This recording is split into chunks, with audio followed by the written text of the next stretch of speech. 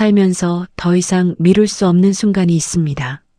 하기 싫어도, 무서워도, 몸이 말을 안 들어도 어쩔 수 없이 발을 내딛어야 하는 그 순간. 새벽에 잠이 안 와서 천장만 바라본 적 있으십니까? 해야 한다는 걸 알면서도 손이 안 움직이는 그 느낌. 전화를 눌러야 하는데 손가락이 멈추는 그 느낌. 그리고 한 가지 더 여쭤보고 싶습니다. 지금 혹시 놓지 못하는 것이 있으십니까? 잃을까봐 무서워서 더 세게 쥐고 있는 것. 자식일 수도 있습니다. 건강일 수도 있습니다. 오래된 관계일 수도 있습니다. 아니면 지금까지 살아온 내 방식일 수도 있습니다. 오늘은 그 이야기를 하려 합니다. 3,500년 전에 살았던 한 가족의 이야기입니다. 그런데 놀랍도록 지금 우리 이야기와 똑같습니다.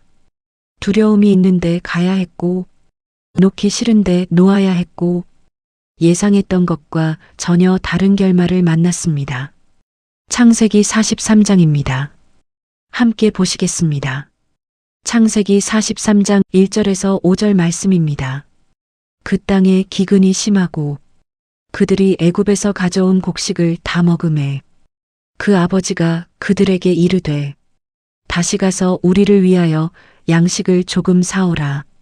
유다가 아버지에게 말하여 이르되 그 사람이 우리에게 엄히 경고하여 이르되 너희 아우가 너희와 함께 오지 아니하면 너희가 내 얼굴을 보지 못하리라 하였으니 아버지께서 우리 아우를 우리와 함께 보내시면 우리가 내려가서 아버지를 위하여 양식을 사려니와 아버지께서 만일 그를 보내지 아니하시면 우리는 내려가지 아니하리니 그 사람이 우리에게 말하기를 너희의 아우가 너희와 함께 오지 아니하면 너희가 내 얼굴을 보지 못하리라 하였음이니이다. 기근이 심합니다. 한번 곡식을 사왔는데 그것도 다 떨어졌습니다. 이제 식구들이 굶고 있습니다. 야곱이 아들들에게 말합니다. 다시 가서 양식을 사오라. 그런데 문제가 있습니다. 지난번에 애굽의 총리가 분명히 말했습니다. 막내 동생 베냐민을 데려오지 않으면 내 얼굴을 볼 수 없다고. 아버지 야곱에게 베냐민은 그냥 막내가 아닙니다. 오래전에 사랑하는 아들 요셉을 잃었습니다. 그 뒤로 베냐민만큼은 절대 내보내지 않았습니다. 이 아이는 내가 지켜야 한다고, 내 눈 안에 있어야 한다고. 그런데 지금 식구들이 굶고 있습니다. 더 이상 미룰 수가 없습니다. 여기서 우리는 한 가지를 봅니다. 믿음이 있다고 해서 문제가 없는 것이 아닙니다. 기근은 신앙과 상관없이 옵니다. 먹고 사는 문제, 가정의 문제, 건강의 문제. 이런 현실은 믿는 사람에게도 그대로 옵니다. 오히려 믿음은 현실이 없을 때가 아니라 현실 한가운데서 어떻게 살아가느냐의 이야기입니다. 어쩌면 지금 여러분의 삶에도 더 이상 미룰 수 없는 것이 있을지 모릅니다. 계속 덮어둘 수 없는 문제가 있을지 모릅니다. 두렵다고 멈출 수 없는 순간이 와 있을지 모릅니다. 창세기 43장 6절에서 10절 말씀입니다. 이스라엘이 이르되 너희가 어찌하여 너희에게 또 다른 아우가 있다고 그 사람에게 말하여 나를 괴롭게 하였느냐? 그들이 이르되 그 사람이 우리와 우리의 친족에 대하여 자세히 질문하여 이르기를 너희 아버지가 아직 살아계시느냐? 너희에게 아우가 있느냐 하기로 그 묻는 말에 따라 그에게 대답한 것이니 그가 너희의 아우를 데리고 내려오라 할 줄을 우리가 어찌 알았으리이까? 유다가 그의 아버지 이스라엘에게 이르되 저 아이를 나와 함께 보내시면 우리가 곧 가리니 그러면 우리와 아버지와 우리 어린 아이들이 다 살고 죽지 아니하리이다. 내가 그를 위하여 담보가 되오리니 아버지께서 내 손에서 그를 찾으소서. 내가 만일 그를 아버지께 데려다가 아버지 앞에 두지 아니하면 내가 영원히 죄를 지리이다. 우리가 지체하지 아니하였더라면 벌써 2번 갔다 왔으리이다. 야곱이 화를 냅니다. 왜 동생이 있다고 말했느냐고. 형제들이 답합니다. 그 사람이 워낙 자세히 물어봐서 대답한 것이지. 이렇게 될 줄 우리가 어떻게 알았겠냐고. 그때 유다가 나섭니다. 아버지, 저를 믿고 베냐민을 보내주십시오. 제가 담보가 되겠습니다. 만약 제가 베냐민을 데려오지 못하면 그 죄는 제가 영원히 지겠습니다. 저는 이 장면에서 멈추게 됩니다. 유다, 이 이름을 기억하셔야 합니다. 오래전 이 사람은 동생 요셉을 노예 상인에게 팔아넘기는데 앞장섰던 사람입니다. 자기 이익을 위해 동생을 팔았습니다. 그 유다가 지금은 동생을 위해 자신의 인생 전체를 담보로 내겁니다. 무엇이 이 사람을 바꿔놓은 걸까요? 사람은 바뀌지 않는다고들 합니다. 나이가 들면 더더욱 사람 본성은 변하지 않는다고. 하지만 유다는 바뀌었습니다. 말만 바뀐 게 아닙니다. 마음이 바뀌었고 선택이 바뀌었습니다. 진짜 변화는 눈물만 흘리는 것이 아닙니다. 예전 같으면 피했을 그 자리에서 이번엔 내가 책임지겠다고 말하는 것. 그것이 진짜 변화입니다. 혹시 이런 생각을 하고 계십니까? 나는 이미 너무 많이 잘못했어. 나는 원래 이런 사람이야. 나는 이제 바뀌기엔 너무 늦었어. 유다의 이야기는 그 생각에 조용히 반박합니다. 사람은 바뀝니다. 다만 그 변화는 책임지는 선택을 통해 옵니다. 눈물방울이 아니라 행동의 방향이 달라질 때 변화는 증명됩니다.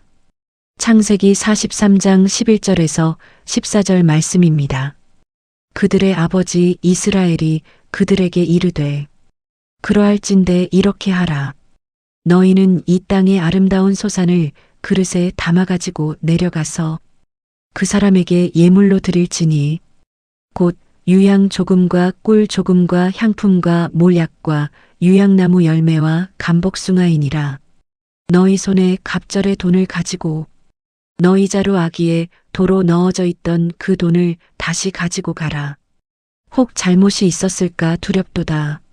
내 아우도 데리고 떠나 다시 그 사람에게로 가라. 전능하신 하나님께서 그 사람 앞에서 너희에게 은혜를 베푸사 그 사람으로 너희 다른 형제와 베냐민을 돌려보내게 하시기를 원하노라. 내가 자식을 잃게 되면 이르리로다. 드디어 야곱이 결정을 내립니다. 예물을 챙기고 돈도 갑절로 준비하고 그리고 베냐민을 보냅니다.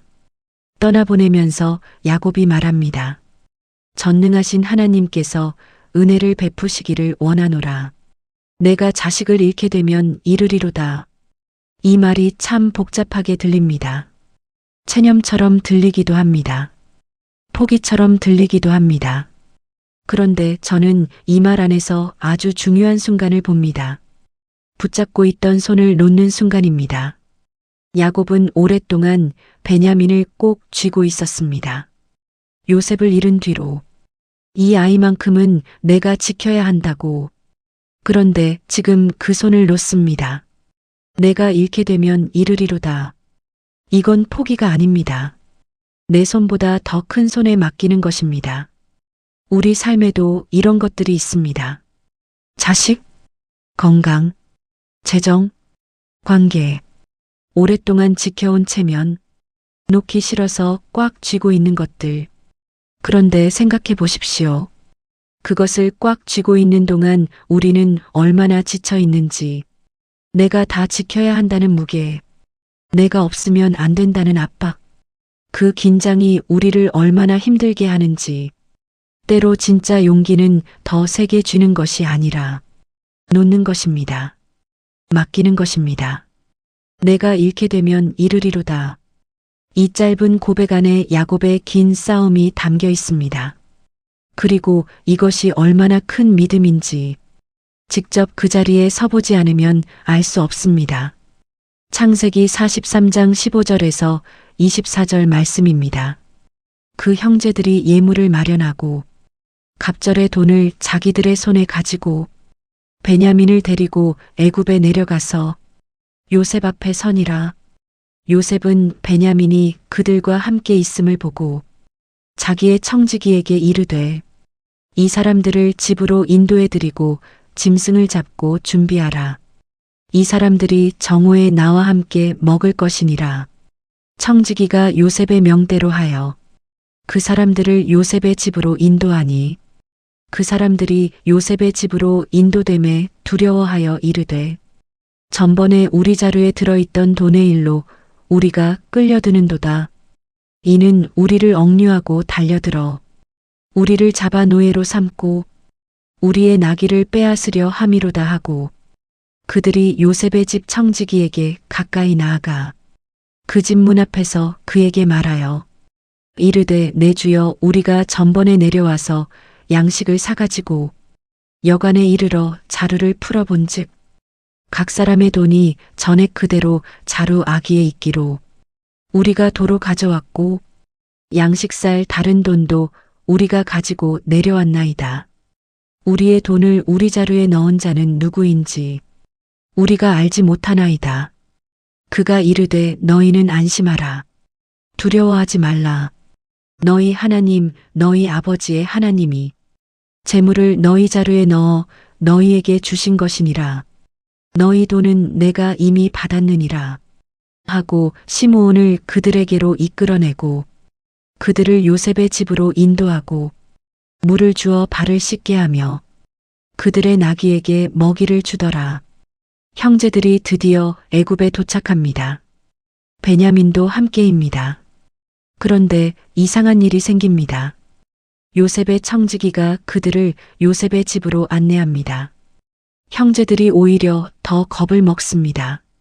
지난번에 자루에 돈이 그대로 들어 있었는데 혹시 그것 때문에 우리를 잡아서 노예로 삼으려는 건 아닌가? 이게 함정인가? 그래서 청지기에게 먼저 말합니다. 우리 사정을 설명합니다. 돈을 도로 가져왔고 새 돈도 가져왔다고. 그때 청지기가 말합니다. 안심하라. 두려워하지 말라. 너희 하나님, 너희 아버지의 하나님이 재물을 너희 자루에 넣어주신 것이니라. 그리고 억류되어 있던 형 시므온이 나옵니다. 물을 주고 발을 씻게 해주고 나귀에게도 먹이를 줍니다. 두드려 맞을 줄 알았는데 환대를 받습니다. 빼앗길 줄 알았는데 오히려 대접을 받습니다. 마음이 불편한 사람은 호의도 의심합니다. 은혜도 의심합니다. 열린 문도 함정처럼 보입니다. 우리도 이럴 때가 있습니다. 오래 힘들었던 사람은 좋은 일이 생겨도 쉽게 기뻐하지 못합니다. 이게 또 뭔가 잘못되는 시작 아닐까? 너무 잘 풀리면 나중에 더 큰 일이 오는 거 아닌가? 하지만 하나님이 일하시면 이렇습니다. 우리의 예상을 뛰어넘습니다. 우리가 두려워하던 그 일이 실제로는 일어나지 않습니다. 그리고 우리가 상상도 못한 방식으로 문이 열립니다. 내 계산이 전부가 아닙니다. 내 예상이 결말이 아닙니다. 하나님은 내가 생각한 것보다 선하게 일하십니다. 창세기 43장 25절에서 34절 말씀입니다. 그들이 거기서 음식을 먹겠다 함을 들었으므로 예물을 정돈하고 요셉이 정오에 오기를 기다리더니 요셉이 집으로 오매 그들이 집으로 들어가서 예물을 그에게 드리고 땅에 엎드려 절하니 요셉이 그들의 안부를 물으며 이르되 너희 아버지 너희가 말하던 그 노인이 안녕하시냐? 아직도 생존해 계시느냐? 그들이 대답하되 주의 종 우리 아버지가 평안하고 지금까지 생존하였나이다 하고 머리 숙여 절하더라. 요셉이 눈을 들어 자기 어머니의 아들 자기 동생 베냐민을 보고 이르되 너희가 내게 말하던 너희 작은 동생이 이 아이냐? 그가 또 이르되 소자여 하나님이 내게 은혜 베푸시기를 원하노라. 요셉이 아우를 사랑하는 마음이 복받쳐 급히 울 곳을 찾아 안방으로 들어가서 울고 얼굴을 씻고 나와서 그 정을 억제하고 음식을 차리라 하매 그들이 요셉에게 따로 차리고 그 형제들에게 따로 차리고 그와 함께 먹는 애굽 사람에게도 따로 차리니 애굽 사람은 히브리 사람과 같이 먹으면 부정을 입음이었더라. 그들이 요셉 앞에 앉되 그들의 나이에 따라 앉히게 되니 그들이 서로 이상히 여겼더라. 요셉이 자기 음식을 그들에게 주되 베냐민에게는 다른 사람보다 5배나 주매 그들이 마시며 요셉과 함께 즐거워하였더라. 요셉이 드디어 들어옵니다. 형제들이 엎드려 절합니다. 안부를 묻습니다. 아버지는 건강하시냐고. 그리고 눈을 들어 베냐민을 봅니다. 같은 어머니에게서 난 동생. 오랫동안 보고 싶었던 얼굴. 요셉이 말합니다. 소자여. 하나님이 내게 은혜 베푸시기를 원하노라. 그리고는 급히 자리를 피합니다. 안방으로 들어가서 혼자 웁니다. 얼마나 울었을까요? 얼마나 보고 싶었을까요? 참 묘한 장면입니다. 요셉은 이 시간 내내 형제들에게 엄했습니다. 차갑게 대했습니다. 시험도 했습니다. 그런데 그 차가운 겉모습 안에 이런 마음이 흐르고 있었습니다. 보고 싶었습니다. 사랑했습니다. 다만 참고 있었습니다. 저는 이 장면에서 생각합니다. 하나님도 그런 분이 아닐까? 지금 내 삶이 너무 힘들어서 하나님이 나를 외면하시는 것 같을 때, 왜 이렇게 오래 내버려 두시는 걸까 싶을 때, 겉 장면만 보면 냉정하게 느껴집니다. 그런데 요셉의 안방에서 흘리는 눈물처럼 하나님의 중심에는 사랑이 있습니다. 우리가 보는 것은 지금 이 장면 하나입니다. 하나님이 보시는 것은 처음부터 끝까지 전체 이야기입니다. 지금은 설명이 안 되는 것 같아도 하나님은 그 안에서 쉬지 않고 일하고 계십니다. 그날 형제들은 요셉과 함께 밥을 먹습니다. 나이 순서대로 앉혀지는 신기한 일도 겪습니다. 베냐민에게는 5배나 더 줍니다. 그들이 함께 마시며 즐거워합니다. 두려움으로 시작한 하루가 식탁 앞에서 끝납니다. 굶주림으로 출발했는데 마침내 먹는 자리에 앉았습니다. 창세기 43장 전체를 돌아보면 이 장에는 끊임없이 두려움이 흐릅니다. 야곱은 두려웠습니다. 베냐민을 보내는 것이 두려웠습니다. 유다는 두려웠습니다. 그래도 책임지겠다고 나섰습니다. 형제들은 두려웠습니다. 요셉의 집으로 들어가면서 더 무서워했습니다. 그런데 그 두려움 속에서도 이야기는 멈추지 않았습니다. 하나님의 계획은 사람의 불안 때문에 멈추지 않습니다. 두려워하는 중에도 인도하십니다. 떨고 있는 중에도 데리고 가십니다. 오늘 이 이야기가 우리에게 3가지를 남깁니다. 첫째, 두려움이 사라진 다음에 순종하는 것이 아닙니다. 두렵고 불안한 채로 한 걸음 내딛는 것이 믿음입니다. 마음이 다 정리될 때를 기다리다가는 평생 기다리게 됩니다. 둘째, 과거의 실패가 오늘의 전부가 아닙니다. 유다는 동생을 팔았던 사람이었습니다. 하지만 지금 그는 동생을 위해 자신의 전부를 내겁니다. 나는 이미 너무 많이 잘못했다는 말로 오늘을 포기하지 마십시오. 셋째, 하나님은 우리의 예상보다 선하십니다. 형제들은 벌을 예상했는데 환대를 받았습니다. 굶주림으로 시작했는데 식탁 앞에 앉았습니다. 내가 두려워하던 그 결말이 전부가 아닐 수 있습니다. 지금 혹시 놓지 못하는 것이 있으십니까? 야곱처럼 이렇게 고백해 보십시오. 주님, 저는 두렵습니다. 잃을까봐 무섭습니다. 그런데 맡기겠습니다. 제 손보다 주님의 손이 더 안전한 줄 믿겠습니다. 오늘 당신의 인생에도 이 은혜가 있기를 바랍니다. 떨면서도 한 걸음 내디딜 수 있기를 바랍니다. 그 걸음 끝에 예상보다 따뜻한 것이 기다리고 있을 것입니다. 이 영상이 도움이 되셨다면 구독과 좋아요 부탁드립니다. 오늘 영상이 마음에 닿으셨다면 소중한 분 한 분께만 나눠주십시오. 다음 시간에는 창세기 44장입니다.